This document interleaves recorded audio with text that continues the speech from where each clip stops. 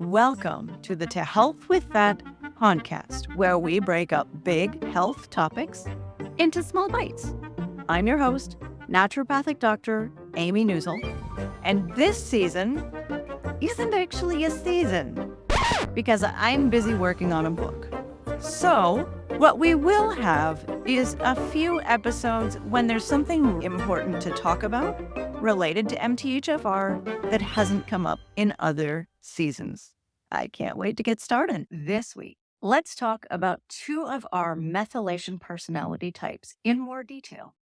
That is the achiever and the athlete. Methylation imbalance shows itself in four pretty predictable personality types that can give you kind of a shortcut in terms of how you might react to certain drugs and supplements. Everybody still starts with the same basic roadmap that involves eliminating the folic acid, adding in food sources of folate, symptom tracking while you're doing this to see how you react, because that matters very much.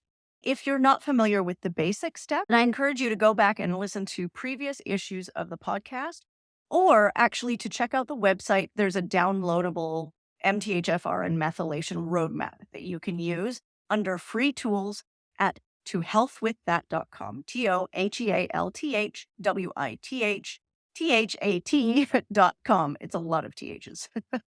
Also, the website got a facelift, so I would love it if you would head over there, check out all the new stuff. It's become cleaner, simpler, hopefully easier to use. Let's start in with the achiever and the athlete methylation personality types. Now, these two types are very strongly linked. Achievers and athletes are very similar with a tremendous amount of overlap in terms of personality, but also typical response to supplements and drugs. These types are highly driven, ambitious, perfectionist, competitive. Achievers tend to be more so with all aspects of their life, right? So that could be aesthetics, it could be career, family, everything. They're competitive. Where athletes are also competitive, but tend to focus more highly on athletic competition, either with themselves, right? Beating their own personal benchmarks or personal bests, or with other people, just winning. For both of these types, addictions can become a problem, and sometimes that's to substances, of course, and that's a vulnerability, but just as often it's to work or working out.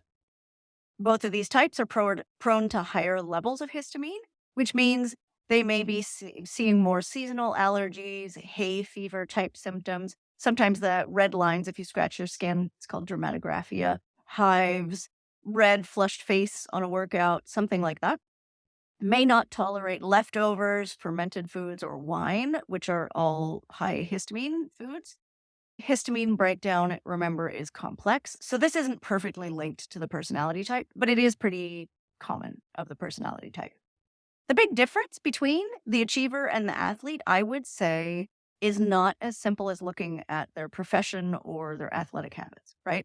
After all, professional athletes could be an achiever type and CEOs could be an athlete type. You just never know because they're both very competitive. The main distinction, I would say, is that the athlete personality type needs to work out hard to feel okay.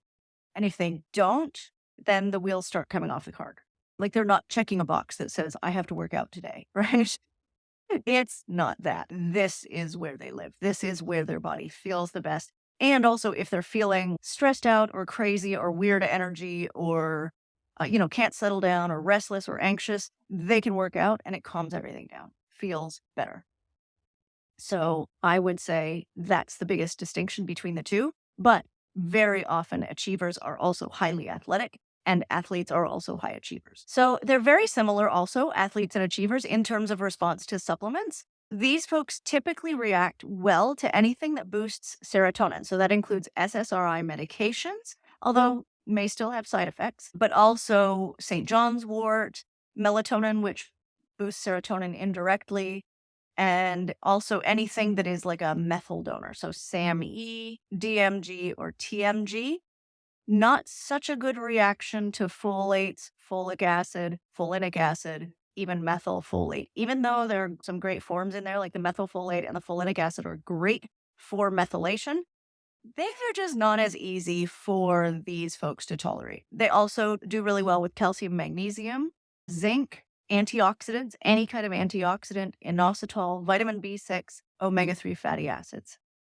don't do so well with the benzodiazepine class of pharmaceuticals, and there's more of an addictive tendency there, so those ones are not the best for this group, but also don't tend to do well with choline, histidine, DMAE, or copper. Some of them even don't do well with high folate foods. That's very rare, but it does happen. Now, there is one supplement that is specifically really great for athletes, and that is niacin. One of the reasons why athletes feel better when they do that hard exercise is because exercise is one of the ways that we burn methyl groups. We use up extra methyl groups. And I believe that athletes have extra methyl groups. So burning them feels good. Now, this is the flushing form of niacin, so just straight niacin, not any of the designer forms that are meant to be low flush or easier to tolerate. Remember, if you take niacin, there will be a flushing reaction, which feels pretty weird. It feels like a hot flash, basically a self-induced hot flash. So finding your best path forward should still start with the basic steps of balancing methylation. And I know I've said that, but I really want you to know. That includes eliminating folic acid, introducing high folate foods. And if you haven't already, do please download the free roadmap symptom track when you take folic acid out of your diet, because for people who don't tolerate folates, that step is usually huge. It makes a massive difference because all their life they've had exposure to this thing that's actually causing them harm. So that part is really big.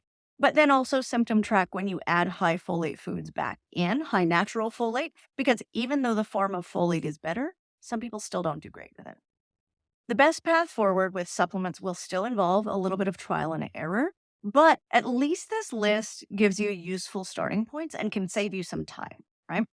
Remember, all of this depends not only on your MTHFR gene status, but on every other gene and your nutritional deficiencies or excesses. So be patient with yourself when you're finding the best nutrients for your body. It is often trial and error. Also, when you're balancing your methylation, remember the key foundational advice. Start low, go slow, change one thing at a time. We haven't talked about this in a long time, but those are 3 pivotal rules for any sort of methylation work or MTHFR work. This means start low, right? The lowest dose you can find, always start with that. Never start with a high dose of something. Increase very, very, very slowly. Go slow.